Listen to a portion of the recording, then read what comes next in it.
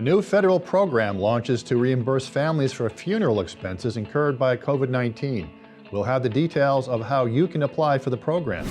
After a year of being shut to the public, the Robbins Library finally opens its doors with certain guidelines in place. College students are among the emerging demographics that are suffering from depression during the pandemic. We speak to a clinical psychologist who shares some of the facts. That and more on ACMi News. From McLennan Park to Spy Pond, from Poets Corner to the Mystic River, we have Arlington covered. We're your neighbors, a friend you can turn to. This is ACMi News. Hello Arlington and welcome to ACMi News on this lovely spring day. I'm Paul Warland. For what has felt like a very long time, COVID-19 has taken an emotional toll on us and the ones we love by imposing great distance between us, straining our finances, and claiming far too many lives. A new federal program seeks to alleviate this burden by providing financial assistance to families who have lost a loved one due to the virus. The federal government has declared the surge of COVID deaths a national emergency and will provide funds to reimburse you for funeral expenses. Senior news producer Anim Osmani explains.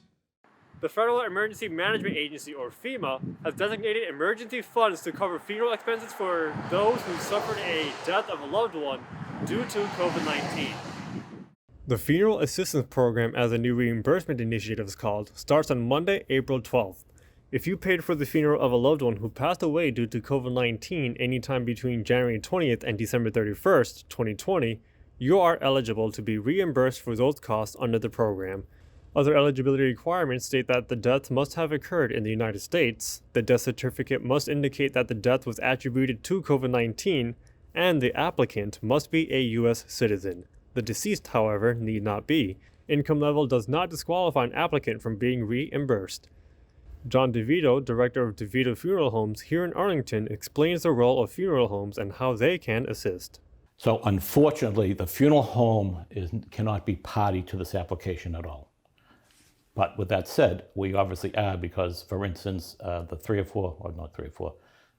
or 40 clients I've already contacted with, this could be a year past the time of the funeral, so they don't have the paperwork, they don't have a copy of the bill, they don't have a copy of the death certificate, and they're like, what do we do? Well, I have to present that to them, get them a copy of the bill so that it has the right data on the bill head, and then usually get them a copy of the death certificate, which comes from the town or city clerk where the death occurred or where the person lived.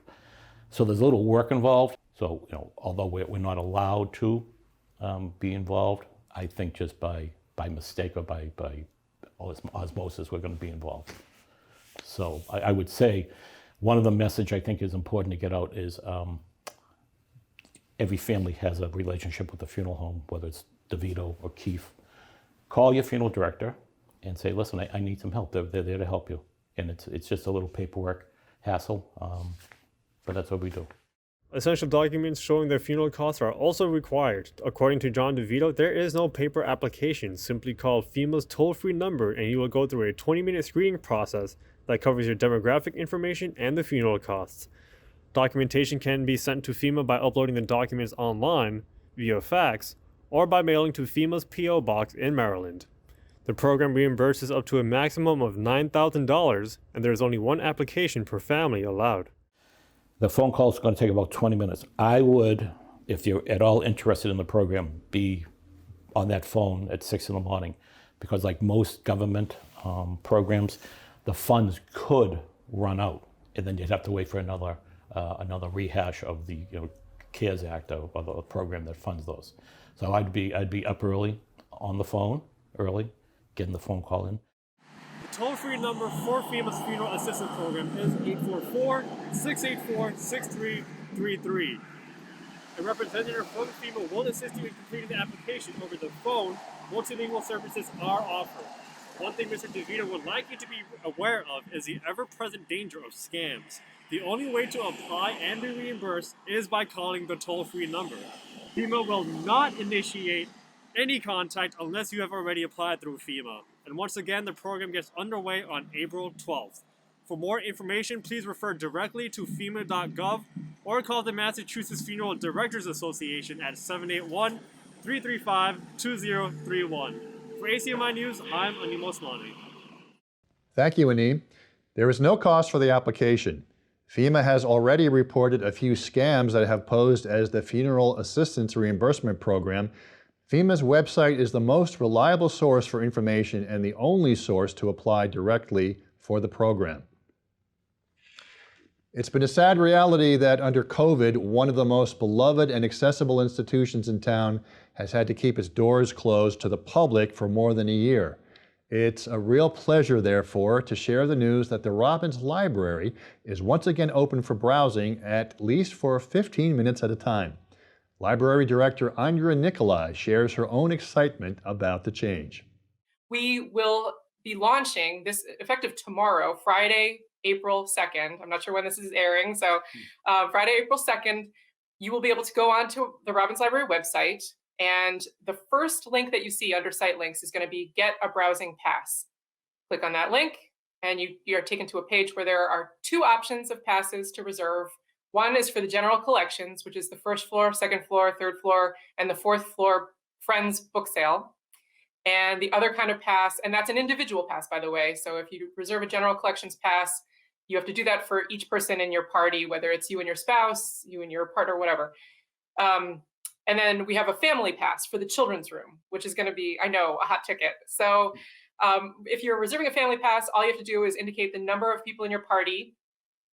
There's also an attestation for each type of pass. So before you come to the library, you need to be able to assure us that you are not experiencing symptoms, that you haven't been in close contact with someone who's positive, and that you are feeling, well, and that you're going to wear your mask and keep social distance within the building, which we know people are so accustomed to now.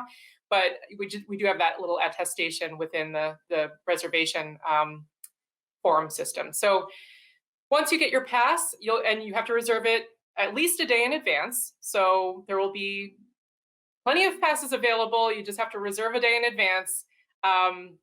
And then when you arrive at the library, it's going to be a little bit different looking. People are accustomed to doing drop-in checkout. That's going to continue. So you do not need an appointment if all you're doing is coming in and picking up your reserve materials or your grab bag. You can do that the same way that you have been all this time without an appointment. But if you do have an appointment, you're going to be all over in a line on your right. There's going to be blue arrows on the floor indicating that that's the browsing line. You're going to be greeted at a greeter table a little bit further into the lobby. And that person is just going to welcome you. It's going to make sure that you're there at your appointed time. And they're going to make sure that you understand, where you need to go in the library with the pass that you have. And just answer any simple questions that you may have about the experience and whatnot. We also have, of course, a lot of information on the Browsing Pass site about the things that you can and can't yet do in the library space. So once you're there, and by the way, you'll have 15 minutes to arrive. So if you are running a little bit late or you need to find parking, you have a little buffer within that appointment time. And so we don't want people stressing like, oh, if I'm not there right at 9 o'clock, they're not going to let me in. Mm-hmm. You've got a little buffer there. So we hope that between the helpful signage that we have in the library, the helpful staff who will be there to help guide people through our spaces if they need it, and some of the other measures that we're putting into place, people will be able to make the most of that supermarket sweep, 15 minutes. We are going to be trusting that people are going to be watching the clock, making sure that they keep their visits within 15 minutes. And we're not policing people. We don't like to police people anyway. I mean, we understand that, if you're standing in line to check something out, you might go a little bit past your 15 minutes because you're standing in line and you need to pick up a reserve. I mean, we have allowances for that. Part of why we are basing the capacity for browsing on the step 3, if I'm getting this right, the state's phase 3, step 2 capacity rules is because we wanted to build in some comfort with regard to that capacity. So, it's very important to us that people do follow the rules and abide by the rules by the guidelines that we're putting into place. But provided most of the people do the right thing, we're comfortable with it. And we're, obviously if we need to revisit anything about it, we'll do so. But I feel really strong in this plan. The health department, reviewed the plans, and I think that it's going to be fine. 2 weeks ago, a suspected car bomb ignited and prompted a fire near a news station in Bakersfield, California. We were intrigued to find out that a former ACMi news intern, Moses Small, was live on air at the station as it was happening. Moses spoke with a current news intern, Isabel Litterst, about the extraordinary experience.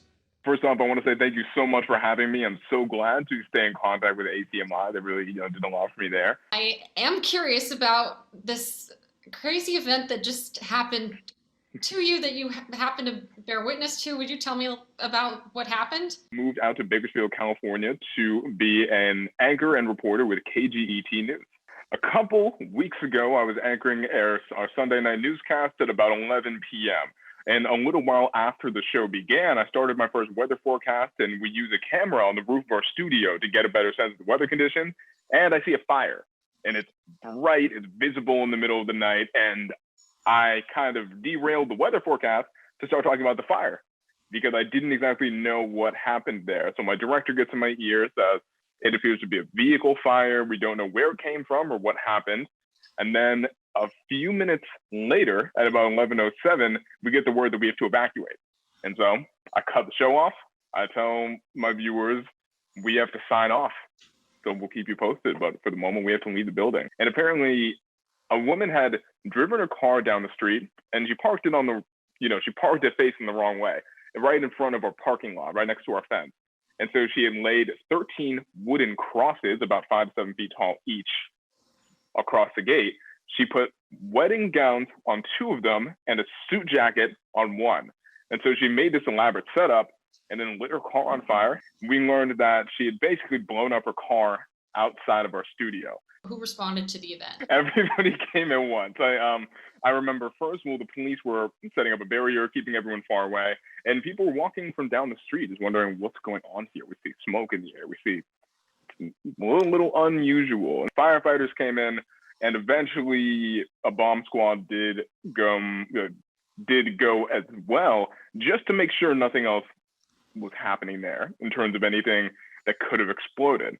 Never really nailed down the motive, her motive for this, besides it being, a type of mental health crisis.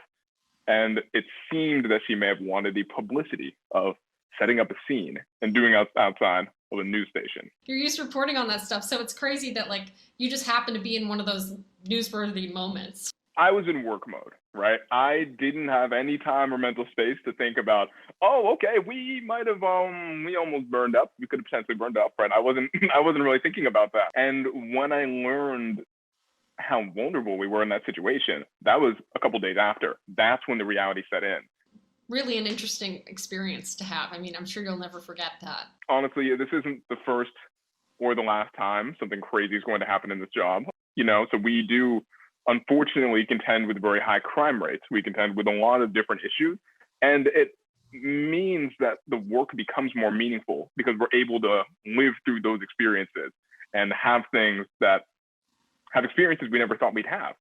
News Director James Milland recently spoke with Arlington's Director of Diversity, Equity, and Inclusion, Jillian Harvey, about an important upcoming event that addresses yet another reckoning that is overdue: the historical discrimination and stereotyping suffered in this country by those of Asian and Pacific Island descent. Here's Jill with a description of the discussion taking place at 7 p.m. on Monday, April 12th. The month of April, I was planning to do some programming anyways, but the events that took place in Georgia kind of sped that up. So my office and the Human Rights Commission will be holding a Stand Against Racism, Elevating Asian American Pacific Islander Community Voices. And it's Monday the 12th. I think today's the 8th. I'm sorry, you're right. No worries. It's Monday at 7. So that will be a panel discussion with some leadership members from the Chinese Progressive Association of Massachusetts, the Massachusetts Asian Pacific Islander Civic Action Network, who else? The Massachusetts Asian American Commission, and some of our youth from the high school. So that topic will be discussing, how we can stand against hate and really address some of the larger issues around misogyny and fetishization of Asian women in popular culture. So that event is taking place on Monday. ACMi News reporter In-Young Kim has reported before about the relationship between COVID-19 and mental health. This week, she turns her focus to how college students have been impacted by the pandemic, speaking with both students and a clinical psychologist about the situation on our campuses. In-Young? Last month, I reported that mental health issues have increased among youth and people of color. College students are another demographic whose mental health has been severely impacted by COVID-19. Data shows that the number of college students acknowledging mental struggles has risen, and also that their academic performance has been affected. The students themselves confirm this. There is no one around, like no friends. And I heard that lots of people are struggling with this, and like you cannot make any new friends, you cannot meet new people. I think I definitely at times felt like, depressed, and my anxiety was very bad at times because, not only are you very far from school, but suddenly you're doing all these assignments, your classmates are nowhere near you. You have to Zoom classmates that are 13 hours away from you. And while it's not like an individual experience, it was definitely hard because, you're trying to have good grades at the same time, but there's also this lack of motivation. You don't really exactly feel like you can come to class because you're tired, you're staying up all night because of classes. So, to do work, to do assignments, it's scary, it's tiring, it's very overwhelming. So I think that definitely took a toll on my mental health. I asked Dr. Deborah Offner, a clinical psychologist, about her current work with college students. We're seeing more anxiety, more depression, and also more suicidal thinking. So not even just in my office, but at college campuses across the country, and the Centers for Disease Control have reported that as many as 1 in 4 college students have had suicidal thoughts during this pandemic. Offner also spoke about the kinds of students and activities that are most impacted.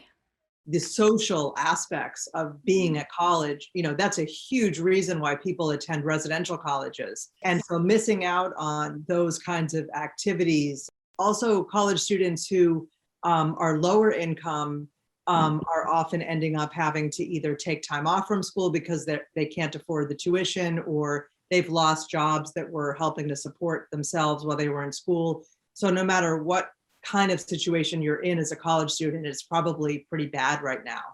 Lastly, Dr. Offner shared some signs and symptoms of potential depression that college students can look out for in themselves and others. A lot of them are lonely, and some of them are getting depressed, and they sleep to escape, or depression biologically can make you tired and sleepy. Changes in appetite is a big sign. If you're either eating a lot more and maybe not feeling satisfied by it, but just overeating, or you lose your appetite. And then, of course, just your thought patterns. If you don't get any pleasure out of things that would normally make you happy, that's a sign that you may be a little bit depressed and could really benefit from talking to someone.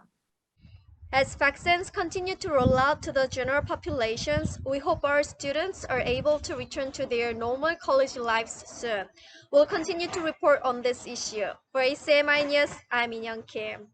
Thanks, In-Young. Are you looking for a career in civil service? If so, you must apply to take the civil service exam, and the deadline is coming up. ACMi News spoke with Arlington Police Captain Richard Flynn to find out more. Well, the civil service exam is an exam that's put on by a state agency, and it is put on for basically municipal, state police, the MBTA. So it's basically an exam that's been put together by an outside agency away from the department to, test basic comprehension and ability to reason and whatnot. It's a multiple choice exam, and it's created to be fair for everyone who walks into the room. And there's an agency that actually creates that exam, and they grade that exam, and then they create a list for each of the communities that ask to be able to sponsor that exam.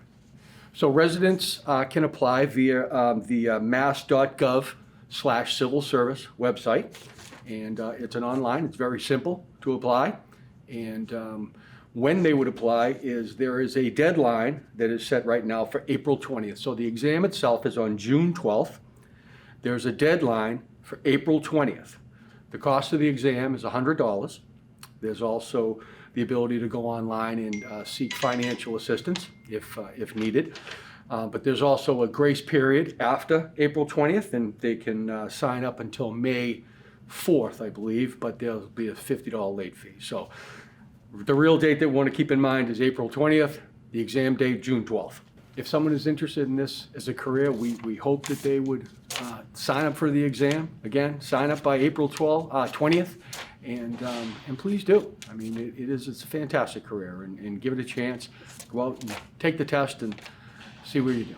You know, take it from myself. I've been here in Arlington for 28 years. I was born and raised in this community, and it's a fantastic job. It's a job that's rewarding. It allows you to give a little bit back. It allows you to help people, and also be able to have a good career and provide for your own family. So it's a very not only rewarding, but I think it works mutually for both the candidates and the people in.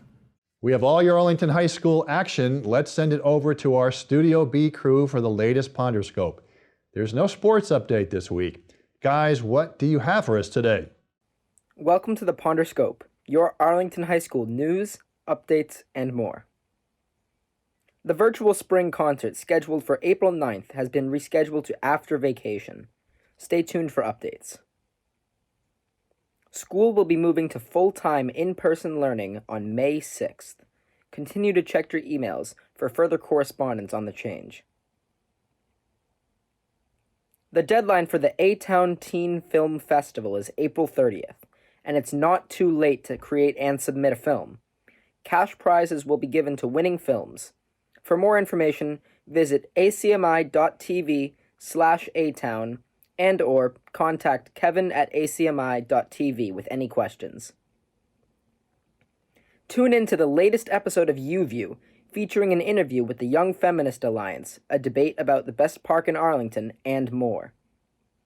I'm Chandler Betts, and this has been the Ponderscope.